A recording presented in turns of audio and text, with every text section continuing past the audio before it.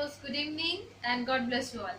So let's start with our new chapter today. So हमने पिछले class में chapter number 1 synthetic fibres और synthetic clothing material and plastics ये chapter हमने complete कर लिया था. तो आज हम लोग नया चैप्टर शुरू करने वाले हैं. एक्चुअली आपके सिलेबस के according chapter number 2 metals and non metals start करना चाहिए, बट वो चैप्टर पढ़ाने के लिए बहुत ज़्यादा बेसिक्स रिक्वायर्ड होता है और it is a lengthy chapter. It takes lot of time. School curriculum के हिसाब से टाइम नहीं लगता, बट अगर मैं फाउंडेशन कोर्स के हिसाब से अगर आपको उसको पढ़ाने जाऊँ डेप्थ में बहुत ज़्यादा कॉन्सेप्ट के साथ पढ़ाऊँ तो it takes lot of time. So before moving into that chapter, I thought to finish a very easy chapter, very simple one, that is natural resources. So ये है NCERT के अकॉर्डिंग आपका कोल एंड पेट्रोलियम इस chapter का नाम है. Otherwise natural resources भी इस चैप्टर का नाम दूसरी पब्लिकेशन की बुक्स में अवेलेबल होगा. तो नेचुरल रिसोर्सेज जैसा कि नाम सजेस्ट करता है, नेचुरल रिसोर्सेज होते क्या है? जो नेचर से मिलने वाली चीजें हैं. रिसोर्सेज मतलब क्या? ऐसे सब्सटेंसेस जो ह्यूमन नीड्स को, बेसिक नीड्स को फुलफिल कर सके. अब जो नेचर से आ रही है वो नेचुरल रिसोर्सेज होती है. कुछ रिसोर्सेज जो हमने बनाए, जैसे फर्स्ट चैप्टर के जो सिंथेटिक फाइबर्स थे वो हमने सिंथेटिकली बनाए थे, तो वो मैनमेड रिसोर्सेज थे. लेकिन उसको निकालने के लिए हम लोग ने क्या यूज किया था? पेट्रोकेमिकल्स जो पेट्रोल से आए थे. तो petrol is a natural resource. Natural nature तरीके से नेचर के माध्यम से हमारे पास आ रहा है हमारी क्लोथिंग की बेसिक नीड को फुलफिल करने के लिए, right? So anything which is used to fulfill the basic needs of human is known as resource, and there are two types of resources, natural और artificial. So artificial resources को हम देख चुके हैं एक तरीके से, नॉट बहुत सारे बट थोड़े से लिमिटेड वे में, लाइक सिंथेटिक फाइबर्स के और पॉलीमर्स के रूप में. अब हम लोग यहाँ पे नेचुरल रिसोर्सेज की बात करेंगे चैप्टर में. सो नेचुरल रिसोर्सेज कहाँ से मिलते हैं? नेचर से कौन से रिसोर्स से आते हैं, कौन से तरीके से आते हैं? एयर से आ सकता है, विंड एनर्जी, सोलर रेडिएशन के थ्रू आ सकता है, अर्थ के अंदर जो मिनरल्स है वहां से आ सकता है. कोस्टल रीजन में आप अगर जाते हो, पूरा इंडिया का जो coastal boundary, Arabian sea, Indian ocean and then bay of Bengal, right? तो आपको क्या मिलता है उस रीजन में? आपको मराइन वेल्थ बहुत रिच मिलेगा. Variety of fishes will be available जो यहाँ नहीं है, लेकिन वहाँ पे स्पेशली कोस्टल रीजन में लोग जाते हैं तो वहाँ के फिशेस जरूर ट्राई करते हैं, राइट? वैसे ही वहाँ पे डिफरेंट टाइप्स ऑफ शेल्स मिलेंगे, different types of beautiful stones मिलेंगे. ये सब चीजें वहीं मिलेंगी क्योंकि वहाँ पे एम्पल ऑफ अमाउंट में ये प्रेजेंट है कोस्टलाइन पास में होने की वजह से. वेयर एज साउथ में क्या आपको स्नो की चीजें मिलेंगी या वुल मिलेगा अच्छा क्वालिटी का? नहीं. ये आपको कहाँ मिलने वाला है? नॉर्थ साइड में, नॉर्थ और नॉर्थ ईस्ट में जहाँ पे हिमालयन रेंज है, you will be getting best quality of wool, क्योंकि वहाँ पे शीप है, याक है और अदर एनिमल्स है जिनसे हम लोग वुल एक्सट्रैक्ट कर सकते हैं. तो ऐसा कोई रीजन जहाँ पे सिल्क फॉर्म बहुत ज्यादा पनपते हैं तो उस रीजन में आपको सिल्क ज्यादा अच्छा मिलेगा. जापान में जैसे कि सिल्क का बहुत अच्छा मैन्युफैक्चरिंग होता है. कहीं हनी बीज ज्यादा है, फ्लोरल रीजन जो ज्यादा है बहुत अच्छा, जहाँ का फ्लोरा जो है वो पूरा एकदम फ्लावर से भरा हुआ है, तो वहाँ पे आपको बटरफ्लाईज मिलेंगी, हनी बीज मिलेंगी, तो आपको वहाँ पे हनी बहुत अच्छे क्वालिटी का मिलेगा. तो इस तरीके से हम देख सकते हैं कि नेचर में अलग अलग रीजन में अलग अलग रिसोर्सेज अवेलेबल है. तो नेचुरल रिसोर्सेज जो है ये यूनिफॉर्म नहीं है, यूनिकली डिवाइडेड नहीं है हर जगह, ये डिस्क्रिमिनेटली डिवाइडेड है. और हम लोग उसको यूज भी डिस्क्रिमिनेटिवली कर सकते हैं क्योंकि हम लोग को ट्रांसपोर्ट करने में मेहनत लगती है. तो हम तक चीज पहुंचती है अगर कहीं और डेवलप होके तो इट टेक्स टाइम और वो बहुत लेस अमाउंट में पहुंचता है. Okay, so natural resource is actually distributed into different regions in different amounts. So according to the availability of those amount, we have to use those resources. We have to transport those resources to other places जहाँ पे हमें उसको use करना होगा. Okay, so we'll talk about that in detail. But before moving into much detail, let's discuss about the different types of natural resources. So basically, there are two types of natural resources. First one is exhaustible natural resource, and another is inexhaustible natural resource. तो ये inexhaustible natural resource मतलब क्या? वो natural resource in opposite exhaust मतलब खत्म होना, be able मतलब able which resources which are capable of getting exhausted. So but these are inexhaustible. So inexhaustible natural resources, the natural resources which do not exhaust due to their continuous usage. They are unlimited quantity में nature में present है. They are present in unlimited quantity in nature. They are not depleted by human activities, continue human activities. For example, we are having solar radiations, wind energy, correct? Solar energy, or we can say solar radiation. Again we have wind energy. Then next what we are having? Water energy, water, right? And so on. जो भी आपका जो भी natural power है वो सब ये सब है. सो विंड एनर्जी नहीं बोलते हैं, हम सिर्फ विंड कहते हैं. ठीक है, तो ये सारी चीजें हमारी इनएग्जॉस्टिबल नेचुरल रिसोर्सेज में आ ही जाएगी, क्योंकि इनसे हम हमारी एनर्जी की रिक्वायरमेंट फुलफिल करते हैं, इसलिए ये एक तरह का रिसोर्स है और नेचर से आ रहा है इसलिए natural resource. Now moving towards the exhaustible natural resources, as the name is suggesting, exhaustible.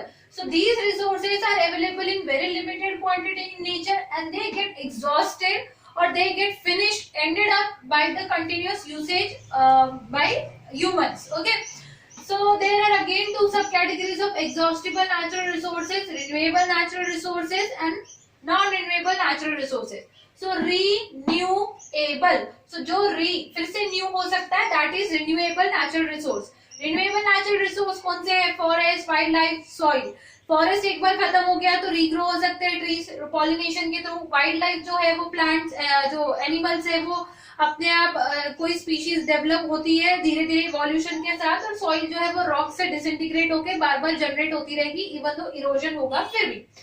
Non renewable energy resources कौन से हैं? एनर्जी रिसोर्सेज नहीं, सॉरी, नेचुरल रिसोर्सेज.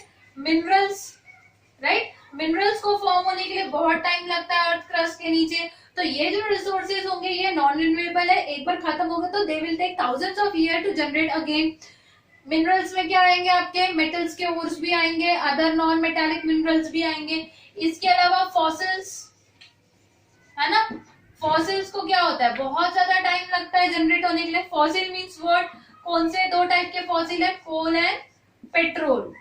पेट्रोल भी नहीं, पेट्रोलियम बोलना चाहिए. There is a difference between petrol and petroleum. So petrol नहीं बोलेंगे आप बोलेंगे पेट्रोलियम. सो हमारे पास फॉसिल, जो फॉसिल फ्यूल्स के रूप में बेसिकली प्रेजेंट है वो है कोल एंड पेट्रोलियम, जो सबसे बड़ा इंपॉर्टेंट रिसोर्स है हमारे लिए. लेकिन sadly these resources are non renewable, so we have to use them very thinkably. अगर हम उसको बिना सोचे समझे यूज करते जाएंगे, ये खत्म हो गए तो हमें बहुत सालों के लिए वेट करना पड़ेगा ये फिर से जनरेट होने के लिए, right? So you know that कि बहुत सारी कंट्रीज क्या कर रही है, एक्सपोर्ट्स कम करने के लिए ऑयल का रेट बढ़ा देती है, या फिर they are continuously trying to switch to electric motors और सीएनजी गैस वाले जो मशीन्स है उनपे, so that we can save this things, right? So this was about the classification of natural resource. This is the important question. आपको at least in दोनों की definitions आनी चाहिए, exhaustible and inexhaustible natural resource की. अब हम मेजर टॉपिक स्टडी जो करने वाले इस चैप्टर में, जैसा कि चैप्टर का नाम है कोल एंड पेट्रोलियम को, ठीक है? तो fossil fuels, coal and petroleum. So next study is fossil fuels. So what are fossil fuels? Fossils मतलब क्या? जो dead remains of plants and animals जो अर्थ के नीचे बरीड है वो होता है फॉसिल. जुरासिक पार्क मूवी देखी होगी अगर, तो डायनासोर्स को एक्सकेवेट करते हैं तो वो बोलते हैं this is the fossil of 300 million पुराना वाला डायनासोर वगैरह, है ना? और जो फ्यूल होता है, फ्यूल का मतलब क्या? ऐसा सब्सटेंस जिसको जलाने के बाद, कंबस्ट करने के बाद हमें एनर्जी मिल सके, ठीक है? तो ये जो फॉसिल्स है जिनसे फॉसिल फ्यूल जनरेट होता है उनको बोलते हैं फॉसिल फ्यूल. और ऐसे दो ही टाइप के फॉसिल्स है मेनली, कोल एंड पेट्रोलियम. बाकी डेड रिमेन्स भी फॉसिल्स है लेकिन वो फ्यूल के समान यूज नहीं किए जा सकते हैं, तो उनको हम फ्यूल नहीं बोलते, सिर्फ फॉसिल रिमेन्स बोलते हैं या फिर फॉसिल्स बोलते हैं. Coal and petroleum are fossil fuels. So I hope you are very clear between fossil fuel and fossil and you know the meaning of the word fuel. Okay, so here comes our first topic, coal. तो अपना book में अच्छे से heading दीजिए, coal. So here we have to study about the coal, which is our first fossil fuel. So coal के different चीजें, कोल कहाँ मिलता है, कैसे मिलता है? अर्थ क्रस्ट के नीचे बहुत लार्ज क्वांटिटीज में अलग अलग जगह कोल डिपॉजिटेड है, राइट? सो कंपोजिशन क्या है? कोल किस चीज से बना है? जो काले कलर का पत्थर होता है, मिनरल होता है, दैट इज कोल. अब इसका कंपोजिशन क्या है? कार्बन है कोल में, basically lot of amount of carbon. So majority carbon से बना है coal. Carbon is black in colour, hence coal is also black in colour. Along with carbon, we have hydrogen, oxygen present in coal, and along with that, small amounts of sulfur is also present in coal. Nitrogen gas भी slight amount में coal में present होता है. So hydrogen, nitrogen, oxygen and sulphur in very less amounts. Majority carbon. Deposits, coal कहाँ कहाँ मिलता है? सो Asia में 1/3 ऑफ द कंप्लीट वर्ल्ड का जो प्रोडक्शन है कोल का, उसका 1/3 एशिया में है. लेकिन सबसे ज्यादा अगर देखा जाए तो कोल है नॉर्थ एंड साउथ अमेरिका में. पूरे वर्ल्ड का मोर देन हाफ जो है नॉर्थ एंड साउथ अमेरिका में मिलता है. और इंडिया में भी बहुत अच्छी तरह से आपको पता है कि कोल की जगह जगह कोल डिपॉजिट्स है. स्पेशली हमारा चंद्रपुर इसी के लिए फेमस है, ब्लैक गोल्ड सिटी बोलते हैं, क्योंकि हमारे यहाँ कोल बहुत ज्यादा लार्ज अमाउंट्स में है, जिसकी वजह से एशिया का सबसे बड़ा thermal power station Chandrapur super thermal power station भी है with 7 units in it. So India में झारखंड, महाराष्ट्र चंद्रपुर से भी ज्यादा, झारखंड, वेस्ट बंगाल और छत्तीसगढ़, मध्य प्रदेश, ये एरियाज में बहुत ज्यादा वाइडली कोल अवेलेबल है. इवन झारखंड में जो जमशेदपुर का आसपास का इलाका है, वहाँ की तो सॉइल भी ब्लैकिश कलर की है, क्योंकि वहाँ मिनरल्स का इतना ज्यादा डिपोजिशन है. So talking about formation, how coal is form. As we had discussed that coal is a fossil fuel, so coal कैसे फॉर्म होता है? कोल बेसिकली डेड रिमेन्स ऑफ सिर्फ और सिर्फ प्लांट मैटर की वजह से बनता है. एनिमल्स इन्वॉल्व नहीं है. So flora and fauna, flora means plants और फोना मीन्स एनिमल्स. तो फ्लोरा, जब किसी भी एरिया का कोई फॉरेस्ट अगर डिस्ट्रॉय हो जाए कंप्लीटली, कोई लैंडस्लाइड हो जाए, अर्थक्वेक आ जाए, या लैंड पूरा से ओपन हो जाए, तो वहां पे क्या होगा? उस एरिया का पूरा प्लांट मैटर अंदर बरी हो जाएगा. बरी होने के बाद उस पे सॉइल की लेयर्स आते जाएगी.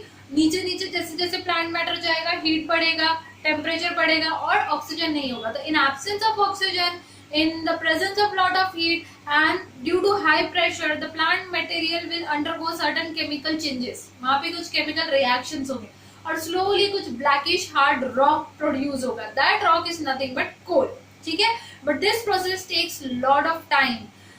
अब इस process को the chemical change of plant matter into coal is known as carbonization. ठीक है? यहाँ पे इंपॉर्टेंट टर्म है carbonisation, which is very important. Carbonisation क्यों? क्योंकि बेसिकली कार्बन ही है कोल. तो प्लांट मैटर कार्बन से बना है. The process of conversion of plant matter into coal in absence of air and in presence of lot of heat and pressure is known as carbonization. Clear? Now let's move towards the types of coal. तो इस process की वजह से कोल के हमारे पास different types है. अगर हमारा प्लांट मैटर है जो नीचे दबा हुआ है अर्थ के, वो ज्यादा डेप्थ पे नहीं गया है. सपोज मेरे पास यहाँ पे आप देखो, ये सॉइल है, ठीक है. अब यहाँ पे सपोज इतने लेवल के नीचे ये जो लैंड है, ये पूरा सॉइल से ढका हुआ है पोर्शन है. ये सपोज 500 इयर्स पुरानी इसके नीचे लेयर है, ठीक है. तो यहाँ पे इस लेयर में सपोज प्लांट मैटर कुछ था, तो ये 500 पुराना प्लांट मैटर धीरे धीरे थोड़ा थोड़ा कोल में कन्वर्ट होना जस्ट शुरू हुआ है.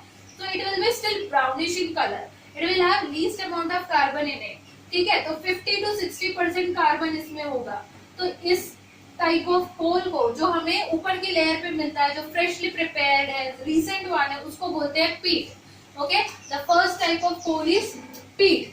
अब इसके नीचे की लेयर पे अगर हम जाते हैं तो कुछ साल ज्यादा, suppose if I talk about 10,000 years पहले का कुछ डिपॉजिटेड मुझे फॉसिल मिला, ठीक है. I am approximating the years. Year सही में इतना नहीं होगा, कुछ और हो सकता है. Just for expectation I am considering this values, I am supposing this years. Okay. तो 10,000 के नीचे अगर आप जाते हो तो यहाँ पे आपको थोड़ा सा ज्यादा नीचे आने की वजह से प्रेशर बढ़ गया, सॉइल का टेम्परेचर ज्यादा बढ़ गया, नीचे नीचे गर्म है अर्थ, राइट. टेम्परेचर प्रेशर बढ़ गया और ऑक्सीजन और ज्यादा कम हो गया. इतने अंदर तक ऑक्सीजन एयर पास नहीं हो सकता है सॉइल के थ्रू. तो यहाँ पे क्या होने वाला है? यहाँ पे जो मुझे सॉइल कोल मिलेगा that will be slightly blackish in colour, और इसमें कार्बन कंटेंट जो होगा थोड़ा ज्यादा होगा, 65 to 70%. Such kind of coal is known as lignite. Lignite. Okay. अब और थोड़ा नीचे जाते हैं हम लोग, तो नीचे यहाँ पे जो लेयर मिलेगी और ज्यादा हाई टेम्परेचर भी हाई होगा, प्रेशर भी हाई होगा, है ना. और ज्यादा टाइम के लिए अंदर रहा है ये इन एब्सेंस ऑफ ऑक्सीजन, तो उसका कार्बोनाइजेशन ज्यादा अच्छे से कंप्लीट हो पाया है. तो ये ज्यादा बेटर क्वालिटी का कोल है. with how much percent of carbon? With 80% of carbon content in it. So such kind of coal is known as bituminous. और ये थोड़ा सा blackish होता है कलर में, ये थोड़ा हार्ड होता है. पीट और लिग्नाइट सॉफ्ट होते हैं, उसको अगर आप तोड़ने की कोशिश करोगे टूट जाएगा. ठीक है. और अब हम और ज्यादा डेप्थ में जाएंगे, millions and billions of year पुराने फॉसिल्स को एक्सट्रैक्ट करने की कोशिश करेंगे. Imagine millions and billions year तक कोई चीज नीचे दबी हुई है, अर्थ के लेयर्स पे लेयर ऊपर आ रहे हैं और वो और नीचे जा रही है, हाई प्रेशर में है, हाई टेम्परेचर पे है, बहुत ज्यादा एब्सेंस ऑफ एयर है. तो जब जाके वहां जो सब्सटेंस बनेगा वो कितना ज्यादा प्रेशर में दब के एकदम हार्ड हो चुका होगा. So hardest quality of coal is anthracite, which is the most old one, बोलना चाहिए ओल्डेस्ट काइंड ऑफ कोल, सबसे पहले फॉर्म हुआ वाला, सबसे ज्यादा डेप्थ में मिलेगा, सबसे ब्लैक होगा और सबसे ज्यादा कार्बन कंटेंट होगा इसमें 90 to 95%. ठीक है. It would be of bright black colour. And अगर हम एंथ्रासाइट को बर्न करेंगे तो हमें सबसे ज्यादा हीट एनर्जी मिलेगी, क्योंकि ये बेस्ट क्वालिटी है, इसमें कार्बन हाईएस्ट अमाउंट में. वैसे अगर आप पीट को बर्न करोगे तो सबसे लीस्ट अमाउंट ऑफ एनर्जी मिलेगा, क्योंकि वो एकदम फ्रेशली प्रिपेयर्ड कोल है और उसमें कार्बन जो है बहुत कम है. Okay. So these are the 4 types of coals: anthracite, bituminous, lignite, peat. इसके अलावा एक सब बिटुमिनस टाइप होता है बिटुमिनस और एंथ्रासाइट के बीच में, जो हर रीजन में ज्यादा वाइडली अवेलेबल नहीं है, इसलिए उसको स्टडी इतना नहीं किया जाता है. बट बिटुमिनस के बाद एक सब बिटुमिनस भी आता है, जो एंथ्रासाइट बनने से पहले का कोल प्रोडक्ट होता है. So this was in short, very short, about the composition, deposits, formation and types of coal. So we stop here for the day. Just keep making your notes. And yes, I wanted to ask one question to all of you. As Chandrapur is very famous for the coal deposits, तो मुझे आपसे ये पूछना था कि हमारे Chandrapur city में कौन से टाइप का कोल ज्यादा वाइडली अवेलेबल है, एंथ्रासाइट, बिटुमिनस, पीट या लिग्नाइट, चारों में से कौन सा? या प्लीज थोड़ा सा सर्च करो, सोचो, इसको जो मैंने क्वालिटीज बताई है टाइप्स ऑफ कोल की, उसके अकॉर्डिंग कौन सा सुटेबल है चंद्रपुर के कोल पे, और आप नीचे कमेंट बॉक्स में प्लीज मेंशन करो if you get the answer. Okay. So thank you and have a good day.